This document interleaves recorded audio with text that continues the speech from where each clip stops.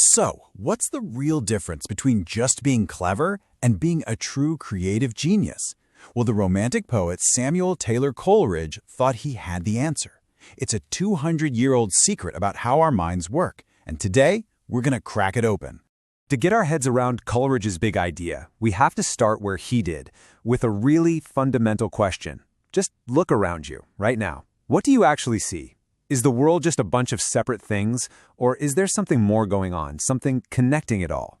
You see, for Coleridge, the modern way of thinking in his time, which came out of the Enlightenment, had a huge flaw. It was brilliant at taking things apart, analyzing them.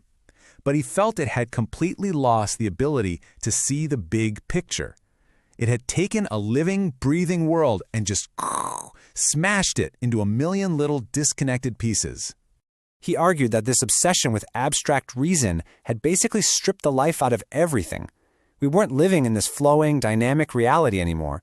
Instead, we were just surrounded by a collection of what he called fixed and dead objects, each one neatly filed away in its own little box. So how do we put the world back together again? Well, Coleridge argued that we have two totally distinct powers in our mind to do it. And even though they might sound kind of similar, he believed they were worlds apart. He called them fancy and imagination. Let's really break this down. Think of fancy as a kind of mental filing cabinet. It's super efficient at grabbing existing files, memories, facts, and just shuffling them around into a new order. But imagination? Oh, that's a furnace. It doesn't just rearrange the pieces, it melts them all down to forge something that has literally never existed before. Here's Coleridge's own definition. Fancy is clever, for sure. It can take memories and ideas and mix them up, but, and this is the crucial part, it must receive all its materials ready-made. It's kind of like scrolling through your social media feed. It's just an endless reshuffling of existing content. Fancy is just playing with blocks that already exist. It never, ever changes the blocks themselves. But imagination, now this is what Coleridge called a truly vital power. It's the engine of real, genuine creation. And he believed it came in two distinct forms. First, you've got the primary imagination, and this is something we all use, all the time, without even thinking about it.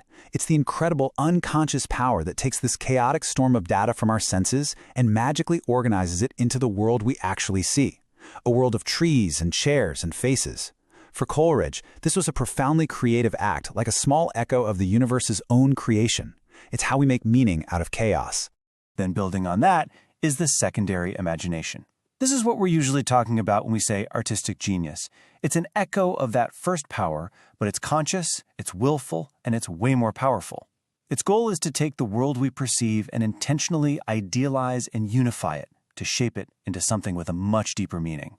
So how does it actually do that? Well, unlike fancy, which just moves finished blocks around, the secondary imagination works more like a chemical reaction.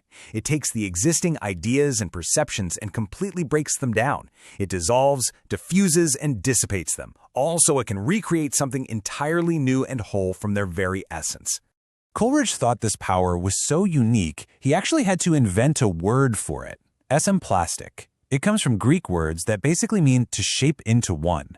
And that's the absolute core of imagination, to take all the separate, fragmented pieces and forge them into a single, living, unified whole.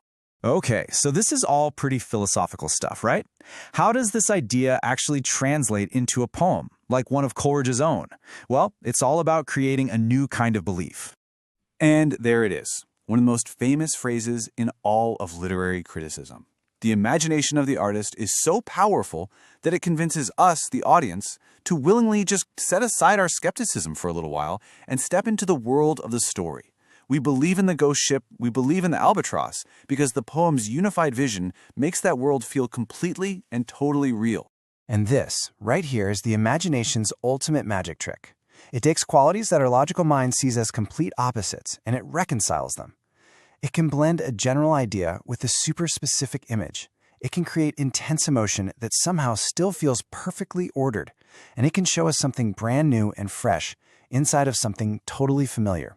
It doesn't just see these things, it fuses them into a higher truth. So why does any of this matter right now, in our age of endless information, of data streams and AI? Because Coleridge's distinction between just shuffling things around and truly creating something new, well, it's more important than ever. And this leaves us with a really critical question for our own time.